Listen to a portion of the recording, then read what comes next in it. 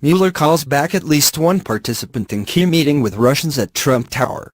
Special counsel Robert S. Mueller III has recalled for questioning at least one participant in a controversial meeting with a Kremlin-connected Russian lawyer at Trump Tower in June 2016, and is looking into President Trump's misleading claim that the discussion focused on adoption, rather than an offer to provide damaging information about Hillary Clinton. Some defense lawyers involved in the case view Mueller's latest push as a sign that investigators are focusing on possible obstruction of justice by Trump and several of his closest advisors for their statements about the politically sensitive meeting, rather than for collusion with the Russians. Investigators also are exploring the involvement of the president's daughter, Ivanka Trump, who did not attend the half-hour sit-down on June 9, 2016, but briefly spoke with two of the participants, a Russian lawyer and a Russian-born Washington lobbyist. Details of the encounter were not previously known. It occurred at the Trump Tower elevator as the Russian lawyer, Natalia Veselnitskaya, and the lobbyist, Renat Akhmetian, were leaving the building and consisted of pleasantries, a person familiar with the episode said. But Mueller's investigators want to know every contact the two visitors had with Trump's family members and inner circle.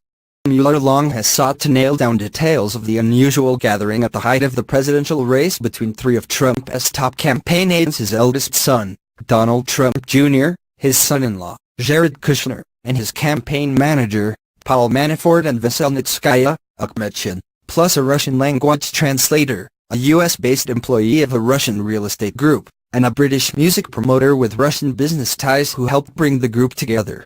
After the New York Times first reported the meeting last July, 13 months after it had occurred, the White House issued a misleading statement while Trump flew back to Washington from the Group of 20 summit in Hamburg, Germany. It said that Trump Jr. had said he and the Russian lawyer had primarily discussed a program about the adoption of Russian children, and was unrelated to the campaign.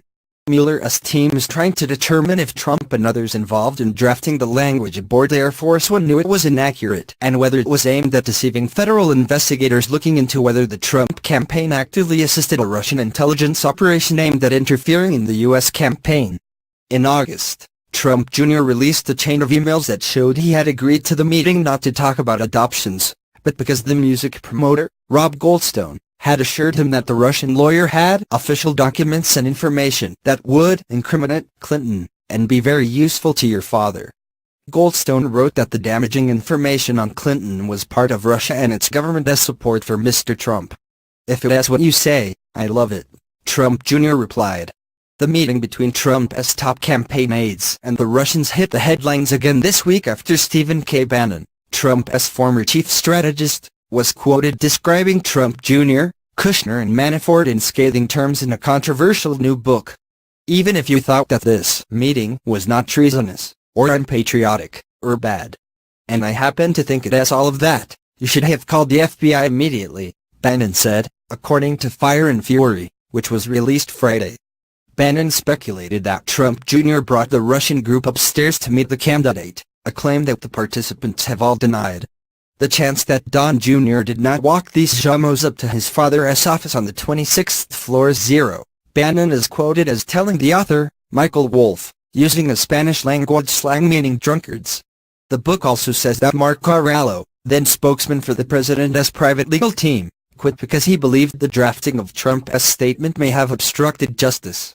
The persistent Trump idea that it is not a crime to lie to the media was regarded by the legal team as at best reckless and, in itself, potentially actionable, an explicit attempt to throw sand into the investigation's gears, Wolff wrote. Later that week, Corallo, seeing no good outcome and privately confiding that he believed the meeting on Air Force One represented a likely obstruction of justice, quit.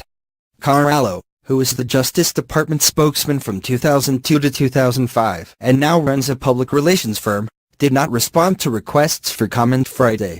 In closed-door testimony before the House Intelligence Committee last month, Trump Jr. denied that he had communicated directly with his father about the White House statement on adoptions, CNN reported.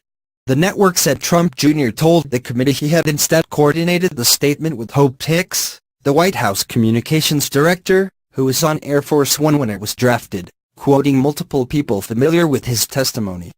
Participants in the meeting have said that the Russian lawyer did not bring any incriminating information on Clinton, and that she shifted the conversation to a discussion of the Magnitsky Act, a 2012 U.S. law bitterly criticized by the Kremlin that freezes assets of Russian officials responsible for human rights abuses. Moscow responded to the law by prohibiting U.S. adoptions in Russia, which led to the reference to adoption in Trump Jr.